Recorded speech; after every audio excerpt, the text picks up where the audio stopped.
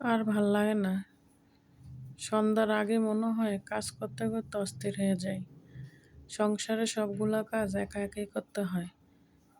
কেউ নাই বাসায়, আমি একা বাচ্চাদেরকে নিয়ে।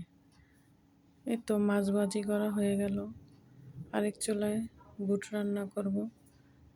আরও আজকে ভাবছি যে পাশের বাসার আপুদেরকে ইফতার দিব, তাই ঝটপট রান্না করছি। ঠিক মতন ভিডিওটাও করতে পারতেছি না। আসলে মানুষের জীবনে পাশে কেউ থাকতে হয়, তাহলেই সব কাজ সাকসেসফুল হয়। আমার পাশে কেউ নেই, সব কাজ আমি একলা একলাই করতে হয়। ভিডিও করতেছি, কাজ করতেছি, বাচ্চা সামলাচ্ছি, সংসার সামলাচ্ছি, বাজার, ইন টোটাল সব কিছুই। তো যারা আমার মতো আছেন তারা বোঝেন যে সংসারটা সামলিয়ে ফেসবুক সামলানো অনেক কষ্ট। তাই তো মাছ ভাজিটা শেষ, আর এখানে আমি বুটের জন্য মশলাতে টমেটোটা দিয়ে ফেললাম একটু কষানোর জন্য। তো কি বলবো আর, অনেক সময় ব্যস্ততার কারণে ভেবেও পাই না যে কি বলবো তোমাদের সাথে। জানি আমার কথাগুলো তোমাদের ভালো লাগে না,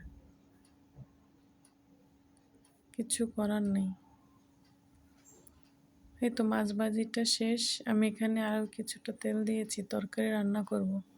আর আমি আজকে তরকারিটা রান্না করব হলো মাছের মাথা দিয়ে তরকারি দিয়ে রান্না করব। এই তো আমার এখানে মশলাটা কষানো শেষ প্রায়। আমি কিছুক্ষণ পর আর একটু নেড়ে চেড়ে বুটগুলো দিয়ে দেব। দেখো এই চুলা আবার আমি আরেকটা তরকারি বসাইছি, আজান দিয়ে ফেলছে আসরের। পারবো কি না সবগুলা কাজ শেষ করতে। এখানে আবার পেঁয়াজ বেগুনি এগুলি সব ভাজা রয়ে গেছে, এগুলো এখনো ভাজতে পারতেছি না।